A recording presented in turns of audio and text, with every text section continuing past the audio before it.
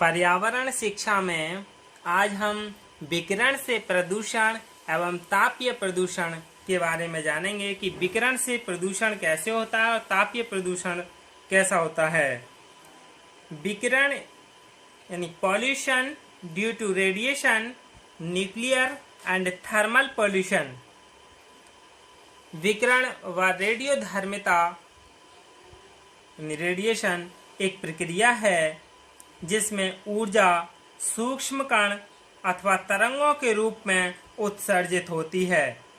Radiation is a process in which energy is emitted as particles और waves. यह अदृश्य होती हैं यानी इट इज इनविजिबल, पर इसका प्रभाव सभी जैविक यानी बायोटिक तथा अजैविक यानी एबायोटिक पदार्थों पर होता है। यह हानिकारक तो है ही पर बहुत शक्तिशाली भी है। What is has an effects on all organic and inorganic substance. It is not only harmful but also very powerful. While touching any object, it is eventually be finished. यानी यह हानिकारक तो है, बहुत शक्तिशाली भी है, किसी भी वस्तु का क्षय करके अंततः उसको समाप्त भी कर सकती है। These rays which can strike both humans and animals are damaged in the sky, यानी मानव और पशु दोनों पर ही वार कर सकने वाली ये किरणें आकाश में छितराई रहती हैं, यानी आकाश में ऊपर बिछी हुई रहती हैं। मानव शरीर में रेडियोधर्मी तत्वों यानी रेडियो एक्टिव एलिमेंट्स की प्रवेश प्रक्रिया कई तरीके से संभव है और यह आमतौर पर सभी जानते हैं। बहुत सारी किरणें हैं जिसमें एक्स रेज जो एक्सरा होता है, alpha rays, beta rays, gamma rays, sunlight rays यानी जो सूर्य की प्रकाश की किरणें हैं, और अल्फा बीटा गामा जो किरणें हैं, एक्स रेज जो किसी बीमारी में शरीर में होने पर उसका किया जाता है, और पदार्थ जिसमें potassium 40, rubidium 87, radon 222, thorium 230, radium 236, lead 210, radium 228, thorium, uranium और thorium, uranium 235, plutonium 239, strontium 90 and 90, calcium 137, iodine 131 और अनेक शामिल हैं। आणविक ऊर्जा में सम्मिलित किए जाते हैं। ये सभी विकिरण अथवा रेडियोधर्मिता फैलाते हैं। इनका मुख्य कार्य ऊर्जा का उत्पादन करना है। इनका मुख्य कार्य क्या है? ऊर्जा का उत्पादन करना है।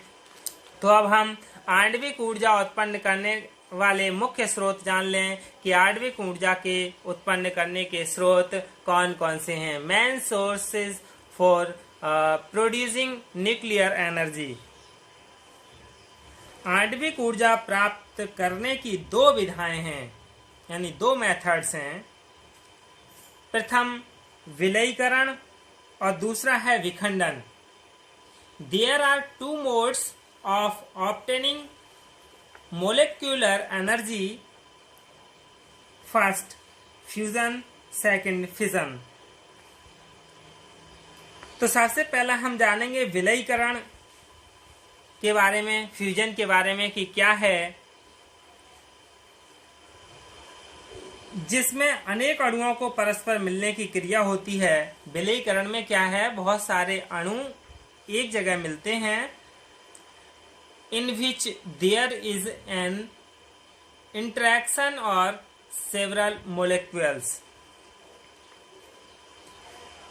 पृथ्वी के अस्तित्व को बनाए रखने के लिए केवल सूर्य ऊर्जा यानी सोलर एनर्जी का योगदान महत्वपूर्ण और यथेष्ट है।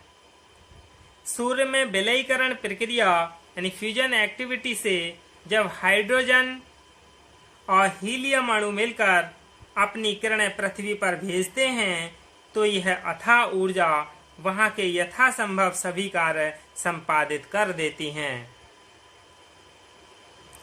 बिजली उत्पादन, ताप का प्रेषण, हवाओं को गति देना, फसलों का उत्पादन, प्राणी मात्र मनुष्य, पशु, पौधे और वनस्पति ये सभी आते हैं का जनजीवन सभी सुचारू और नियमित रूप से चलता है। वर्षा चक्र बना रहता है, मौसम बनते और बिगड़ते हैं तथा समुद्री जीवों का जीवन सुखमय रहता है। ये क्या है? विलयीकरण के ही सब कारण हैं। दूसरा है विखंडन यानी फिजन। विश्व में अनेक आणविक ऊर्जा केंद्र हैं यानी न्यूक्लियर पावर स्टेशन हैं।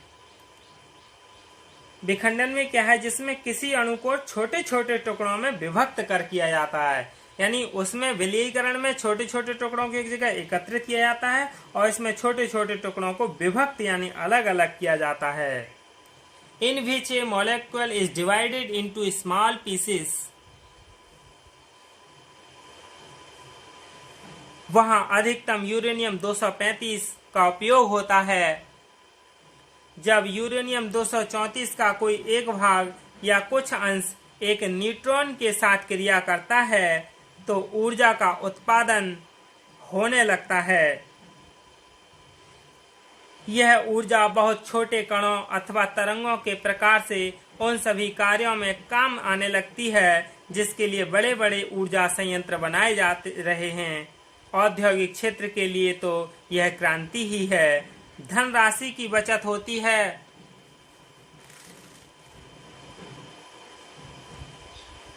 समय कम लगता है और कोयला, पेट्रोल, डीजल तथा वन क्षेत्र महफूज और सुरक्षित रहते हैं। परिवहन व्यवस्था, कृषि क्षेत्र, मछली उत्पादन आदि अनेक क्षेत्रों में इस आणविक ऊर्जा यानी न्यूक्लियर एनर्जी का भरपूर उपयोग हो सकता है। एक सबसे बड़ी समस्या यानी एक ग्रेट प्रॉब्लम यह है कि रेडियोधर्मी अपशिष्ट यानी न्यूक्लियर वेस्ट का निस्तारण कैसे करें, और यदि यह संभव न हो तो इसे कहां और कैसे सुरक्षित रखें।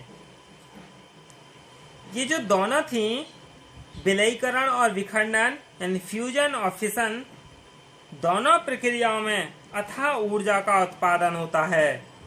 Both process produce immense energy। एक उदाहरण समझ सकते हैं। एक मैट्रिक अणु यूरेनियम से लगभग 3 मिलियन यानी 1 मिलियन में 10 लाख होते हैं तो 30 लाख हो गए। 30 लाख मैट्रिक टन कोयले से उत्पन्न हो सकने वाली ऊर्जा प्राप्त हो सकती है। ऊर्जा के क्षेत्र में यह एक शक्तिशाली विप्लव सा ही है। जितने भी वर्तमान में परंपरागत और गैर परंपरागत साधन जो आज उपयोग में आ रहे हैं उनकी समाप्त होने की सीमा बहुत करीब है। अब इस आणविक ऊर्जा यानी न्यूक्लियर एनर्जी से वह भय सदैव के लिए समाप्त हो जाएगा, यानी यह डर हमेशा के लिए समाप्त हो जाएगा। ये क्या है? रेडियोधर्मिता तथा आणविक ऊर्जा उत्पन्न करने वाले मुख्य स्रोत थे। धन्यवाद।